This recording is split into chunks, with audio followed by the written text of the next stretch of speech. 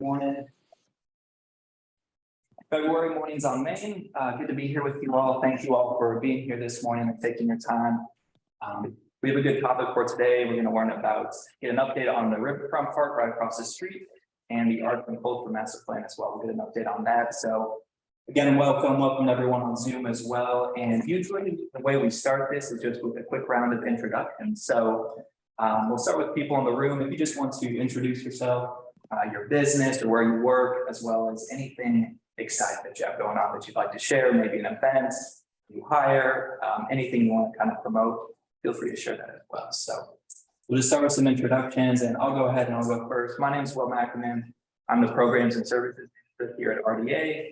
I help manage some of our grant programs and yeah, we have a lot going on this time of year in the spring, or going into the spring, I should say. So we'll kind of make some of those announcements later on throughout the meeting, but if you want to go next, then we'll go around. Sure. Excuse me. I'm Kirsten, the Communications Events Manager here at RDA. Yes, Kirsten.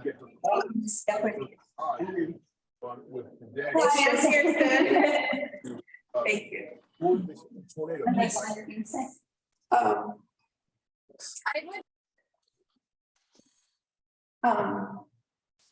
I think that's it. I manage all the communication and events and newsletters and website.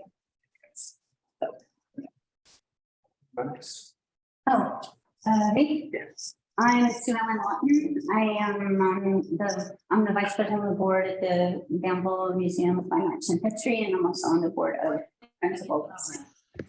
I have I do nonprofit consulting, and I have a long history of marketing for art museums and art districts all over the country. Great. Welcome. Thank you. I'm Grace Mammon. I'm the Danville reporter for Cardinal News, which is an online publication that covers Southwest and Southside Virginia. Hi, everyone. I'm Maggie Richardson. I'm the coordinator for the Health Collaborative. Emily Tomlinson, News Burgers and Brews. I'm Alyssa Turner, office manager here at RDA. I'm Cheryl Sutherland. I'm Main Street Art Collective downtown.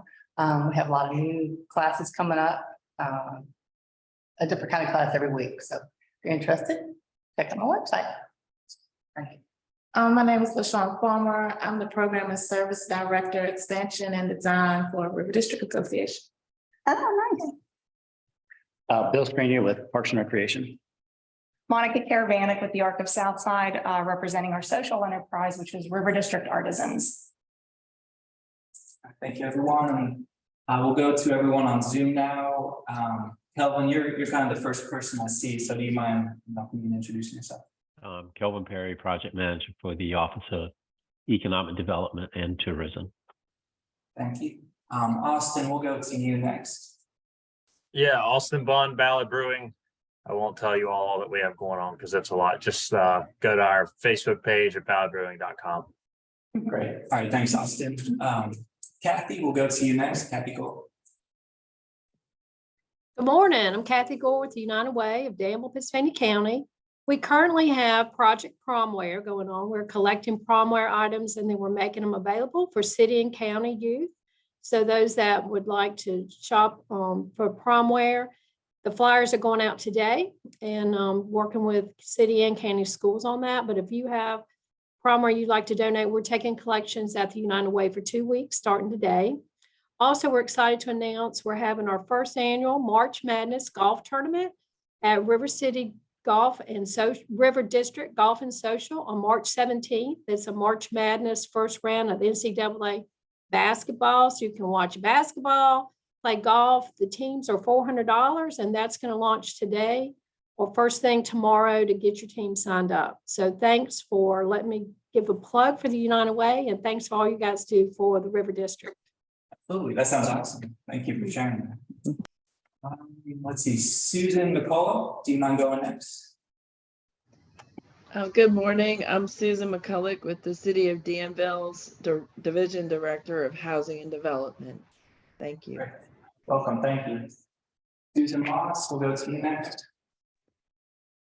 Good morning. I'm Susan Moss from Moss Mountain Outfitters at 326 Main Street, right beside Main Street Art Collective.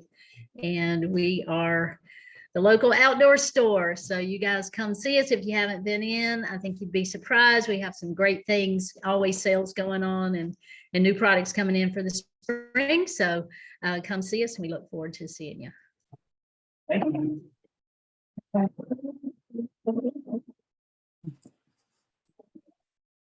Rita, can you hear us? Yes, I can. Thank you. Yeah, we'll go to you next if you don't mind introducing yourself. Okay, hi. I'm Sarita Gusler, manager at River District Artisans on Main Street. We're a local artisan center, and we'd like to invite y'all to come by and see us. Thank you. Let's see, I'm seeing Matt without a spot or wrinkle income tax. Do you mind going next? Yes, I'm Roland Mack without a spot or wrinkle income tax consultant. New to Danville, been here a year now, but I know how it's gonna take to get me here in Danville, since everybody likes everybody and knows everybody.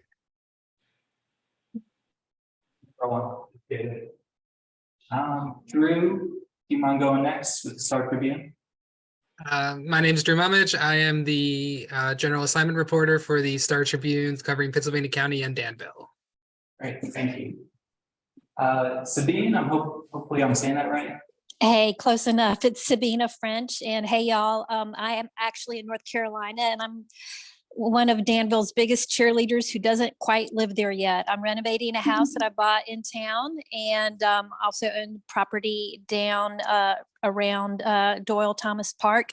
And just I'm so excited to come be a part of the community. I'm an abstract artist, sabinafrench.com. Thanks. Great, good to have you. Evelyn, we'll go to you next. Good morning, everybody. My name is Evelyn Riley. I'm executive director at the Dan River Nonprofit Network. We've got a couple of events coming up this week that I'll highlight. So Wednesday, March 1st, we're going to be down at Smokestack Theater Company doing a Mornings with Members networking event. And so you can find all this stuff, on our Facebook. Would probably be the easiest way to find it if you want to join. We also sent out a newsletter last week with all the links and everything.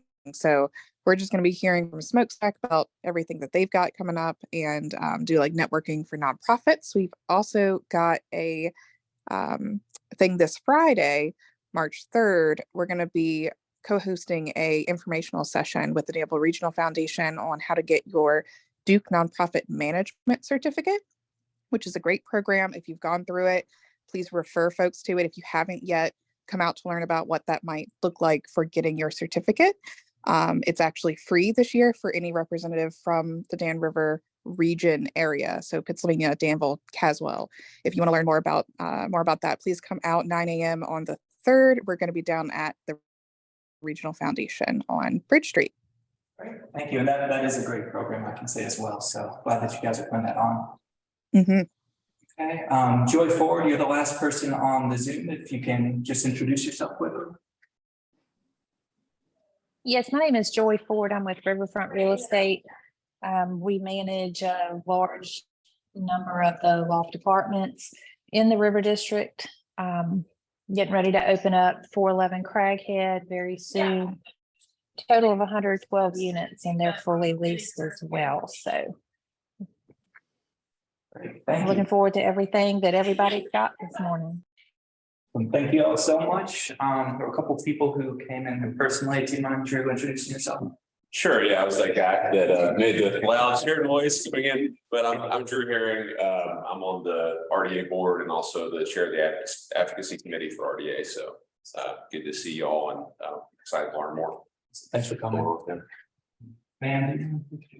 I'm Adrian Watlington. I used to work in Martinsville for the last 30 years. So I am from Danville, lived here all my life, and I'm just wanted to be a part of the community now. So kind of reaching out to any event that I could attend to learn more. Okay, well, thank you all so much. I think I got everyone. Could I just mention a couple of things at the museum? I didn't think to mention. Yeah, please. March 5th at the museum, we're having a new exhibit opening for the Abingdon Square Painters exhibit. And then on March 12th, we have 2 shows from the Opera on the Dan. One is a family show in the afternoon, which is based on the Grimm fairy tale. And then the evening show is an adult show. Thank you. All right, so I think, let's see if Kelvin is still on. Kelvin, at this time we could squeeze you in for a few updates on the River District if you're able to take a few minutes to just provide us on that, and then we'll go ahead and get into Bill's topic for today. So, for Kelvin, we can take a couple minutes for any updates that you might have. I don't have any right now.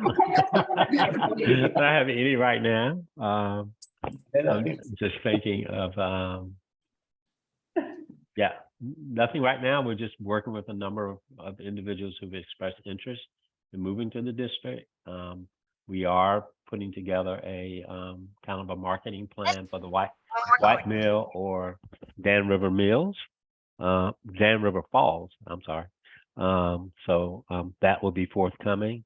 As you can see, they are doing the lead-based paint abatement at this time. So they're getting that out and have started installing what some of the windows will look like in the Dan River Falls piece.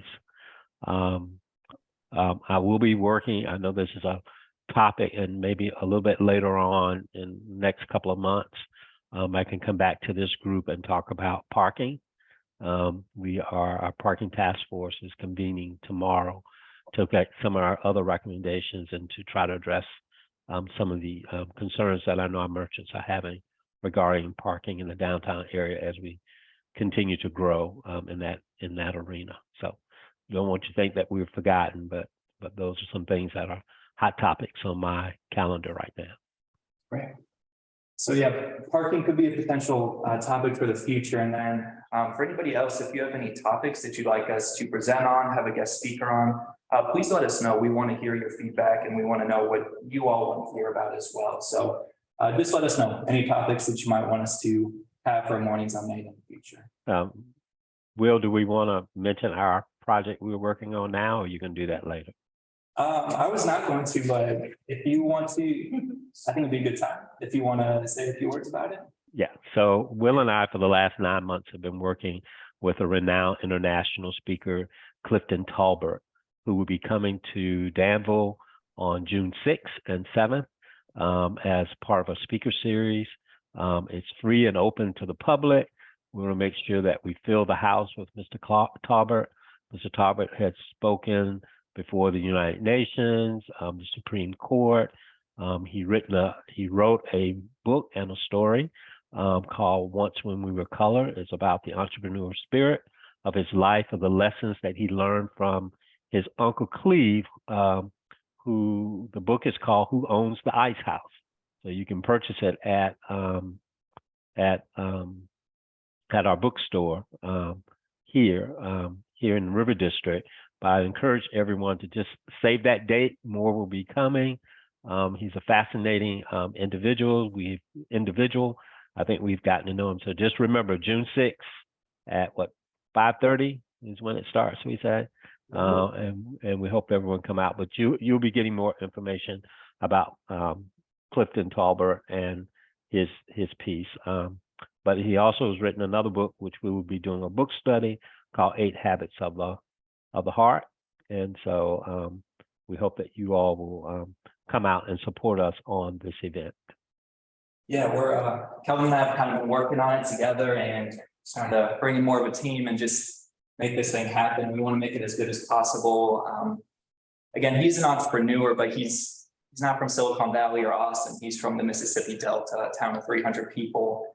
He learned everything about how to be an entrepreneur from his uncle. So, and his uncle had a 7th grade education. So, just had a set of codes and principles that he passed on to Clifton Talbert, who's now, an international speaker. So we're excited about it. If you're free that night, we would love to see you there, and we'll have more details down the road. Thanks, Kelvin, for sharing that as well. And I think that's it for all the updates of the River District at the moment. So, Bill, I think we're ready for your topic on the Riverfront Park, which will be right across the street here. as well as an update on the Arts and Culture Master Plan. So again, thank you for your time today, and that's it. And do you want to just make seat, or do you want to come up here to present? I'll probably just stand up here. Yeah, that's fine. No problem. Renee, do you want to introduce yourself? Oh, thank you. She got great. Yeah. Yeah, sorry, Renee, we missed you there. Hey, guys. Morning. Morning. Hold on, I'm coming. There we go. Sorry. Hi, Renee Burton, Division Director for the Planning for the City of Danville. So sorry I was a little bit late, so I'm sneaking in, but I guess I didn't do very well at sneaking in. No problem. Good day. All right. So I was asked to come talk a little bit about our public arts master plan and give an update on some of our projects that are happening here across the street. I guess I didn't realize how many people attend these meetings. I should have done a better job of preparing. So I have a couple graphics here just to talk a little bit about the space across the street. Being one, the Riverfront Park, which is, as of last Monday, the contractor was given notice to proceed. And so that says that they're able to start on this project anytime.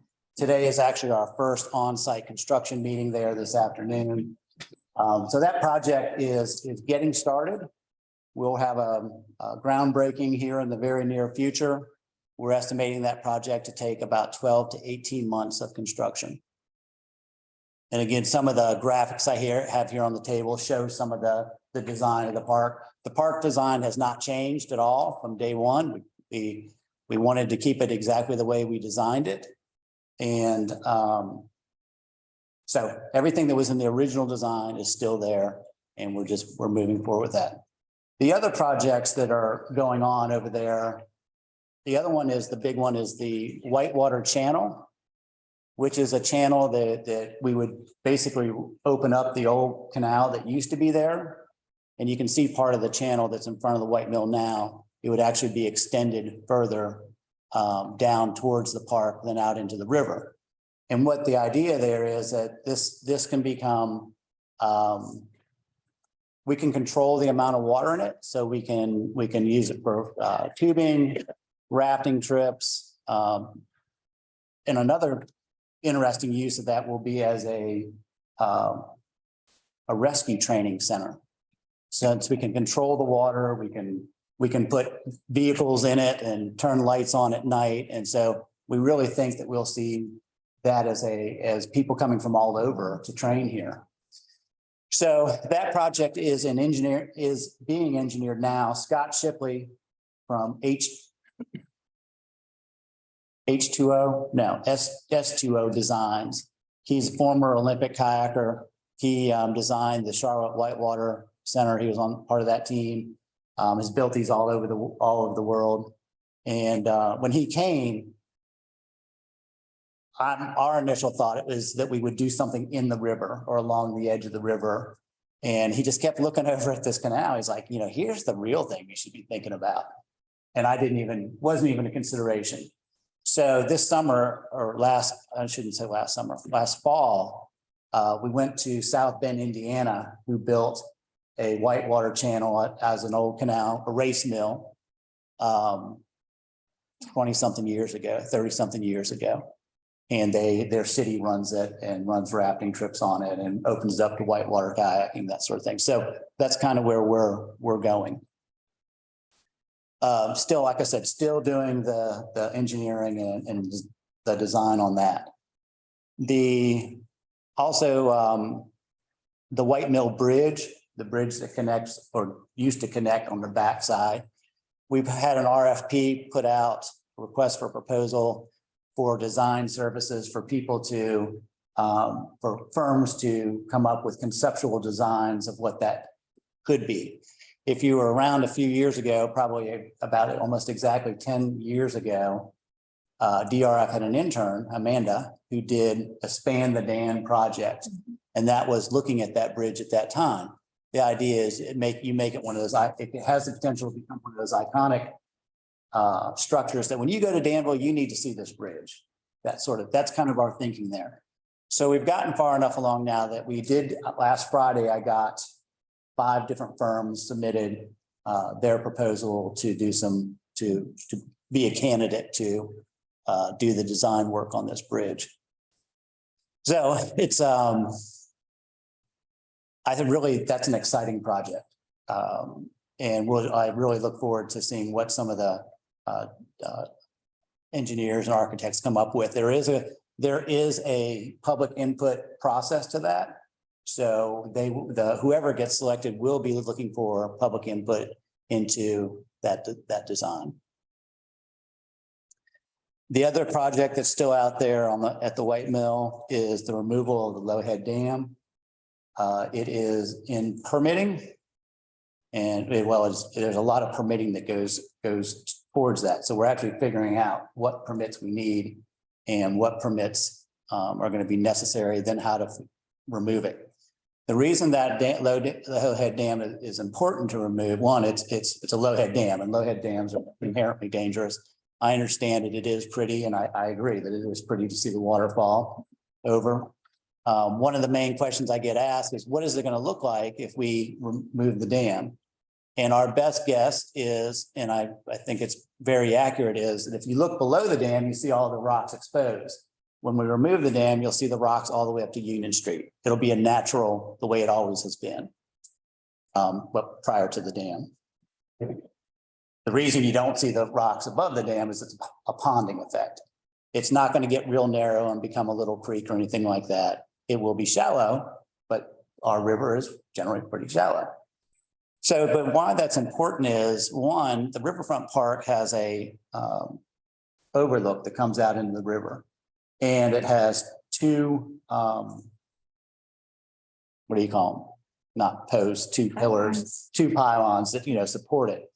And since that is in the river, that goes against your flood modeling. So you can't add anything to the floodplain and you can't take anything out of the floodplain. It has to be what's called a net zero game. So if you add something into the floodplain, that could potentially create flooding somewhere else. So by removing the dam, it gives us credit not only for the Riverfront Park overlook, but also the White Mill Bridge, because that bridge is going to have to come down to the ground at some point, right? And those will be in the floodplain. That will obstruct water. So there has to be some give and take there. Any questions on any of those projects? No, we did just get a $500,000. If you watch city council meetings, yes, they are exciting. We don't have any councilmen in here, right? So we did just get a $500,000 grant from Land Conservation Foundation. And basically that is to buy the property around the channel, and it puts all that property in protection.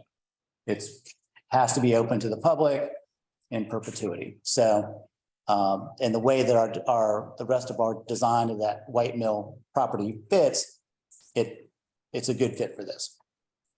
How many parking spaces will there be for the Riverfront Park? Originally, it was 10 to 12. Is it hopefully going to be more than that? There's going to be, the idea is to add some parking up along the street, as well as there'll be a lot in between the White Mill and the Riverfront Park that'll add parking for both. Yeah. May I ask a question, please? Absolutely. So just to double check, the bridge is remaining a pedestrian bridge, is that correct? Correct. Okay, and then when you talk about the grant received, was that for the 21 acres on the north side of the river? It was not. It was on just the property surrounding the White Mill. Oh, okay, on that side. All right, so the property on the other side of the river is still for sale. As far as I know, yes. And when the pedestrian bridge connects to that area, as I understand it, there's like former stairwell there that leads down to where the long mill used to be. Does any of that become city property or city right of way, or what happens with that? Is that part of the renovation as well? It is not. That's, I guess everything on that property is private property, so we don't have any other plans other than to connect to the Riverwalk Trail on the north side. Okay, thank you. Yep.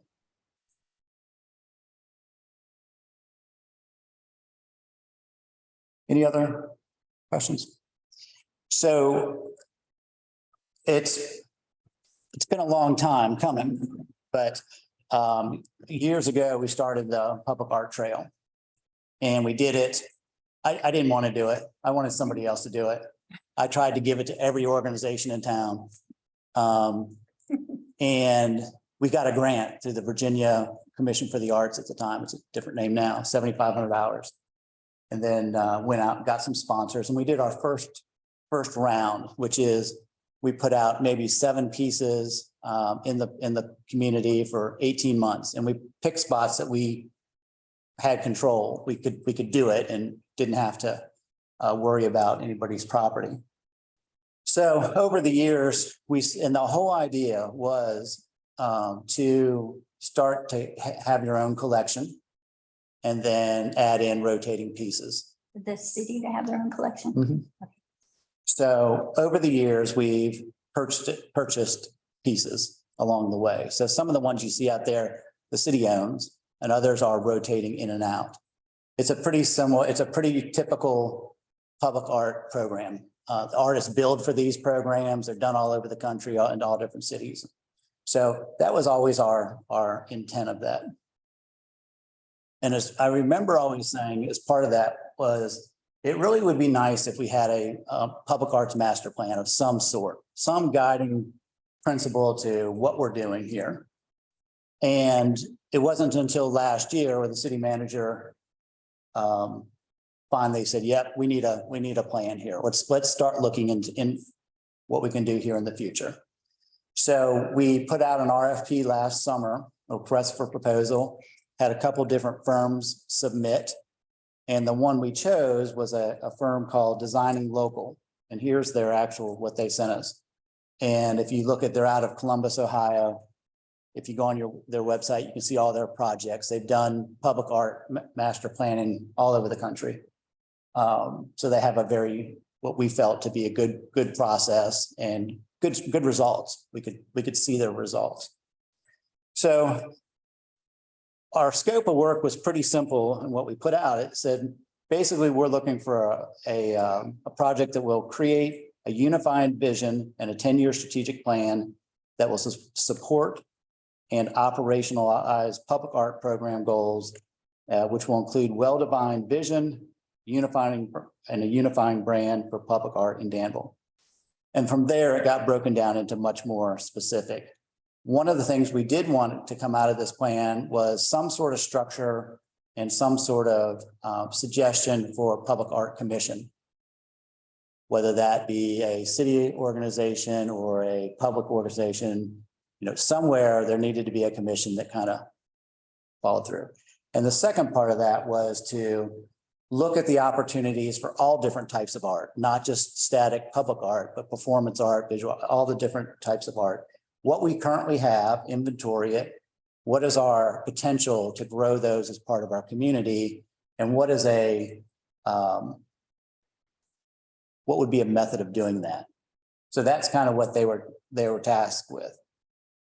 And I can go read the whole, the RFP to you, but it gets kind of, encourages a broad spectrum of public art opportunities, both static and performance, communicates clearly and factually on why public art defines Danville, aligns with other comprehensive planning efforts that Renee is doing, which I hope you all will keep your eye on Plan Danville. They have an office next door here and get your input on that. Explores. I appreciate that plug, Bill. Explores the development of public-private partnerships for public art. Looks at funding opportunities, so there's all different aspects to this plan.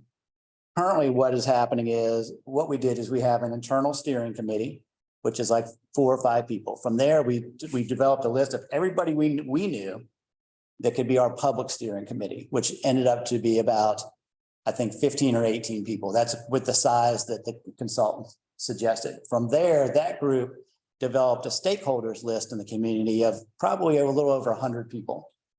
And we pared that 100 people list down to about 75 because a lot of it was duplicates or people just didn't live here anymore. And then the consultant has been doing stakeholder interviews.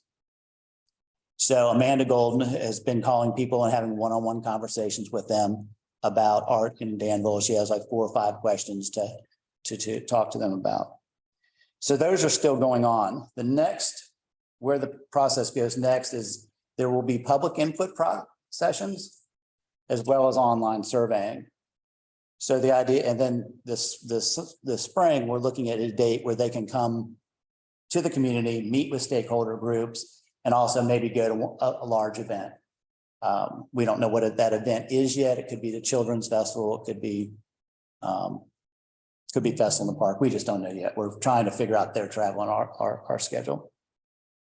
So while they're here, they'll also be looking at community facilities and our inventory of what we have available now and what some suggestions could be for future.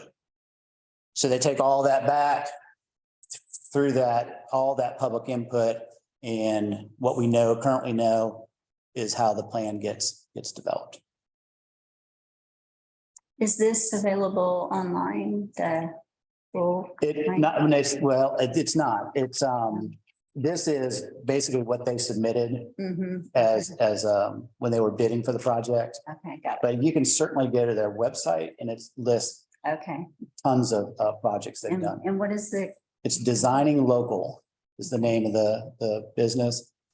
If you'd like to be added to the list to be interviewed, please send me an email and I will send your name and contact information to Amanda Golden, who's our contact there, and she will follow up with you.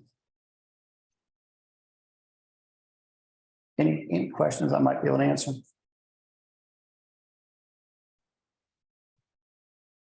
I have a little bit of a question because I think it said it's a master plan for arts and culture. And so aside from the public art trail, is there any further cultural plans? So good question. And I think it's kind of a little wait to be determined a little bit about how the cultural part comes in. And I know that has been that was part of the conversation of how that gets integrated into the art plan. And I think it's based around culture. It's what we found is when we started doing this, most firms only wanted to talk about public art, static public art. And we were looking for more than that, whether it be festivals, whether it be celebrations of the community, whether it be performance art, all these different types of things. So good question. It'll be interesting how that comes out in the plan, but that is one of the things they need to address. Okay.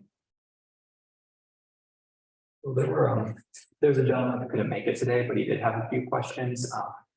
Does anybody else have any questions first though, before asking you these? He's asking about, will the RFP for the Whitewater project be issued this year? One of his questions. It will not. It'll probably be engineering for. The way it works is we have to do the engineering, then we have to figure out how to pay for this thing. We do have a grant that is paying for the engineering, but part of the conditions of the grant is we build this within 5 years or we pay the grant back. All right, and he had a question about the cultural master plan as well. He was just asking what aspect would Parks and Rec want to implement first out of the Arts and Culture Master Plan? I couldn't tell you. Well, we don't know what's coming out of the plan, but I think it'll be more than Parks and Recreation implementing this. It'll be a community-wide plan. We may have a staff person that's on the art commission if we decide to go that way and establish it, but it'll be more than Parks and Recreation. Well, thank you so much, Bill, for the presentation. Thank you. Sharing all the information. Give you a round of applause. Yeah. Please do. So, 15 and you want to share updates on your end, Benson? There we go. I don't have a whole lot of updates from my end, but just real quick, we will all be going to the Main Street Now conference in March. So just a heads up, our office will be closed the 26th to the 31st. I will be checking email, sort of. So if there's an emergency, we can handle it, but we won't be as quick to respond as we normally are. So just wanted to put that out there. I recently sent out an email, but any business owners in the River District who are women owned, if you want to be featured for Women's History Month, I'm just going to do some social media posts, different things like that. I've heard from some of you, but if there's anyone else who didn't get the message, just send me a little paragraph about what you do and say that about you, who you are and what your business is. And if you've got like a headshot that you like, you can send that, or I can come by and take pictures. So that's up to you. Let's see. And then just real quick, we've got a couple of ribbon cuttings coming up. Bubble Aquatics and Exotic up on Wilson Street, 535 Wilson. She opened, but her ribbon cutting will be the 24th at 5. So it's a Friday afternoon at 5. Highly encourage you all to go check it out. It's a cool little store. And then the other one is the Plan Danville group is working out of next door at 206 North Union, and we'll be doing that on March 7th at 12. So if you want to stop by and see what they've got going on there, that's a great opportunity. And I think that's all I've got for now. So I'll pass it on to the next question. And head into my meeting soon. Facebook. Can I ask a quick question? Sure. So what is the difference between Plan Danville and economic development or tourism? Renee, do you want to answer that? Sure. Good morning. So our plan Danville is part of our comprehensive land use plan update. We do them every so many years, 10 to 20 years. So this will be our 2040 future look for our comp plan. So it's completely different. It's being housed through our planning and zoning department. And we're planning a really robust community outreach, engagement, input into this plan. So that's what the storefront will be a part of that. Thank you. All right. See next. So a few updates from me, just some of the programs I help manage here at RDA. So first thing, just a workshop we have coming up called our food and beverage workshop. It's kind of attached to our Dream Launch Bootcamp class series, if you're familiar with that. So it's just one particular workshop on March 14th at 6 o'clock on Zoom. And we're opening it up to the public. So anybody who wants to learn about kind of the basics and the regulations of opening and running a food-based business or an alcohol-based business. We're going to have a speaker from the health department to speak on food regulations. Hopefully someone from Virginia ABC to speak on alcohol regulations. And then Renee will be there as well to speak on kind of the planning and zoning and land use regulations. And Emily Regstead from the county. So that's open to the public, March 14th, if anybody's interested or knows somebody who might be interested in that topic, you're welcome to come. And then we have another grant program that we extended the deadline for. It's our Get Boosted grant program. The GET stands for Growth, Expansion, and Training. So it's a grant program for existing businesses here in the River District area. No match required. Grants are up to $5,000. And it's to help you implement kind of a new, different, or creative project that you wouldn't be able to do without that grant program. So if you're interested in applying, the deadline was extended to March 14th. And that deadline is for anybody who, this is our second time doing the program. So anybody who hasn't received a Get Boosted grant in the past is being prioritized until that date. And then after that date, we're opening up to everybody else who's already received one in the past is welcome to apply again. And so let me know if you have any more specific questions on that, and I'm happy to share that with you. But again, March 14th is the date on that. And those are all of my updates. So Sean, do you have anything you want to share today? So for me, the main thing that we've been working on is the rain art. That's art that you can only see when it's raining. So we've been looking for areas in the River District and the North Main corridor to put those locations. So we came up with some really nifty ones that we got from other Main Street, downtown Main Streets that they have done in the past. And so we're just looking for really cool places to put that, maybe at bus stops or highly trafficked areas that people can really see that rain art. So that's some of the things that we've really been working on with the placement of that rain art. And then also been talking with a couple of artists and designs of a mural in the North Main corridor and a location for that. So that's another really cool thing that we're working on. And that's pretty much it right now. We're still doing the facade program. That's what happened with the renovating of the storefronts. We do currently have a waiting list, but it's still good to call and be inquisitive about what is the facade program and maybe get on the waiting list if you start talking about it and getting that process in the work. So when the grant funding coming in, you'll already be in the know of what's going on.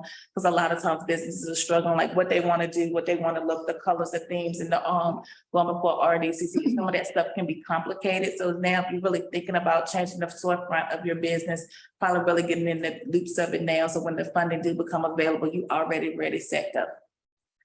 So that's pretty much all I have going on. I have kind of a question. Is there any central source to learn about any available business spaces in the River District? There's not a central source, but we keep somewhat of an internal list of spaces we're aware of. We'd be happy to share that with you. Economic Development has a tool, I think it's called Discover Danville, their property search, which I could share with you as well. So there's a couple different resources out there. Unfortunately, there isn't anything that's just centralized and kind of convenient like that. But yeah, if you something we're trying to we're working on, yeah. but it's a big project. Yeah, sure. And it's always changing. Yeah. Perfect. If you would just call our office and give us an idea of what you're looking for, what your space needs are, what your sizes are, we can certainly put together a list of potential availability of projects or spaces, and also connect you with who the owners of those spaces are as well. And we can do a little field trip and go around and let you look at those spaces. Great, thank you.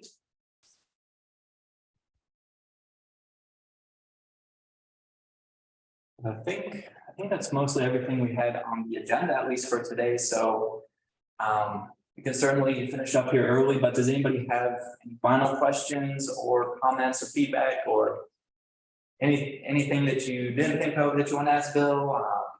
Anything at all before we kind of wrap up? Or suggestions for topics, future meetings. Next. I'll chime in on the grant that Will mentioned. Definitely apply for that. That process is pretty smooth. So yeah, do it. All right, thanks. What's the latest on the old Lou's Antiques? I mean, we need parking so much, but yet it's not going to be parking after all. It's going to be what? So the contractor delayed the demolition of the Lou's Antique space until late spring. And then once that happens, we have to go through, that's probably going to be about a 45-day process. And once it's done, then we can backfill it and, put the green space and because of the way it's situated, we're going to have to put a kind of a retaining fence around it so people don't fall off into the bottom of it as well. I'm not going to say that that's going to be any additional parking there, but that's one of the things that our parking task force will be talking about, just overall from some of the recommendations that we had received from our parking study.